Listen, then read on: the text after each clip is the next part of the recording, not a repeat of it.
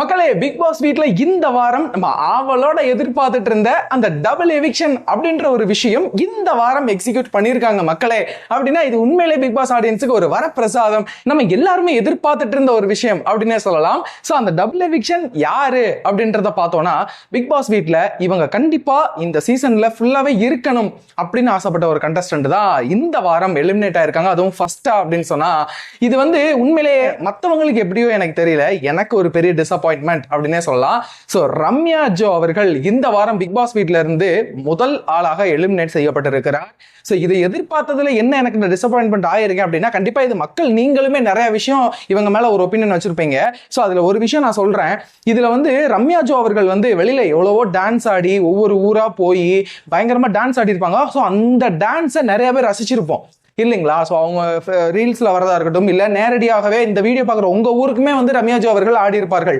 ஆனா அதே ஒரு டான்ஸை ரம்யா ஜோ வெளியில ஆர்கெஸ்ட்ரால ஆடின டான்ஸை மக்கள் எல்லாருமே பிக் பாஸ் வீட்டுக்குள்ள ஒரு டான்ஸ் அப்படின்ற மாதிரியான ஒரு விஷயம்லாம் நடக்கும் இல்லையா?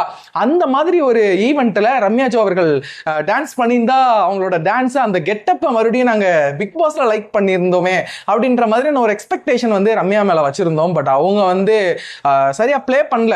ஏன்னா ரீசெண்டா கூட நேத்து எபிசோட்ல கூட அவங்க சொல்லியிருந்தாங்க, எங்க குத்துது குடையுது அப்படின்ற ஒரு வேர்டை. ஸோ நம்ம அதெல்லாமே நோட் பண்ணியிருப்போம். இதே வேர்டை தான் போன வாரம் யூஸ் பண்ணாதீங்க அப்படின்னு சொல்லிட்டு சேதோனா சொல்லியிருந்தாரு.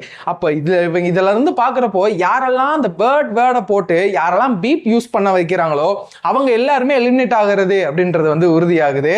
ஸோ அதுக்கு அடுத்தபடியா இவங்க பேசி வெளியில வராங்க அப்படின்னா அடுத்தபடியா ஒருத்தர் வெளியே வராரு. சோ அவரு பயங்கரமான ஆளு, அவரு கை கலப்புல எல்லாம் ஈடுபட்ட ஆளு. சோ அவர் யாரு அப்படின்றத கண்டிப்பா அடுத்த வீடியோல ரிவீல் பண்றேன். இன்னொரு விஷயம் என்ன அப்படின்னா, என்னடா எப்பயுமே சனிக்கிழமை தானே அப்டேட் கொண்டு வந்து தருவாரு சுட சுட, இந்த வாரம் என்ன ஃப்ரைடேவே கொண்டு வந்து கொடுக்குறேன்னு தான் நினைக்கிறீங்க? இன்னும் சுட சுட கொடுக்கணுன்ற ஆசை தான். ஸோ அப்படி ஒரு ஆசை இருந்தாலும் கூட மலையாளம் பிக் பாஸோட கிராண்ட் ஃபினாலே சாட்டர்டே நடக்கிறதுனால ஃப்ரைடேவே பிக் பாஸோட தமிழோட வீக்கெண்ட் ஷூட்டை பிளான் பண்ணி ஃப்ரைடே முடிச்சிட்டாங்க ஷூட்டை. ஸோ டபுள் எவிக்ஷன் பிளான் பண்ணியிருந்தாங்க இந்த வாரம். அந்த எவிக்ஷனுமே ஃப்ரைடேவே முடிஞ்சிருச்சு. ஸோ டபுள் எவிக்ஷனா 2 பேர் எலிமினேட் ஆயிருக்காங்க. ஸோ அதுல ரம்யா ஜோ ஒருவர். ஸோ ரம்யா ஜோ எவிக்ட் ஆனது ஃபேர் ஆர் அன்ஃபேர் அப்படின்றத கேட்டிங்கன்னா, பிக் பாஸ் வீட்டுக்குள்ள அவங்க செட் ஆகலை அப்படின்னு தான் சொல்லணும். பட் ஆனால் அவங்களோட பேக்ரவுண்டுக்கு இன்னும் கொஞ்ச நாள் அவங்க இருந்திருந்தாங்க அப்படின்னா கண்டிப்பாக அவங்க நினைச்ச அந்த வீடை அவங்க வாங்கியிருக்கலாம். இன்னும் கொஞ்ச நாள் சேலரியாவது கிடைச்சிருந்திருக்கும். இன்னும் அவங்க ஃபேம் ஆயிருப்பாங்க. ஸோ எனிவே மக்களே, ரம்யா ஜோ அவர்கள் வெளியேறினது எனக்கு உண்மையிலே பர்சனலாக ஹர்ட் ஆகுது. ஏன்னா அவங்க ஒரு பயங்கரமான ஒரு டார்க் பேக்ரவுண்ட்ல இருந்து வந்ததுனால அந்த ஒரு டார்க் பேக்ரவுண்டுக்கு இந்த பிக் பாஸ் அப்படின்ற ஒரு மேடை ஒரு ஒளிமயம் ஆகும் அப்படின்னு தான் எல்லாருமே எதிர்பார்த்தோம். ஈவன் அவங்க கூட வீட்டுக்குள்ள போறப்போ அவ்வளோ அழுதாங்க இல்லையா?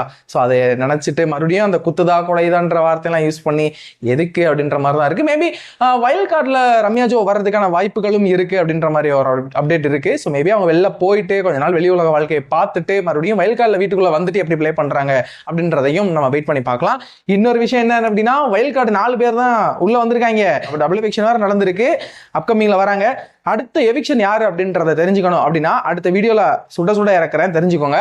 இன்னும் சில விஷயங்கள் யார் வீட்டுக்குள்ள வரா அப்படின்றதையும் நான் வீடியோல சொல்றேன். அதுக்கு நீங்க பண்ண வேண்டிய ஒரே ஒரு விஷயம், வர்த்தமான் தமிழ் சேனலை ஃபாலோ பண்ணிட்டு இருங்க. ஸ்டே டியூன்ட் அண்ட் கீப் வாட்சிங் வர்த்தமான் தமிழ்.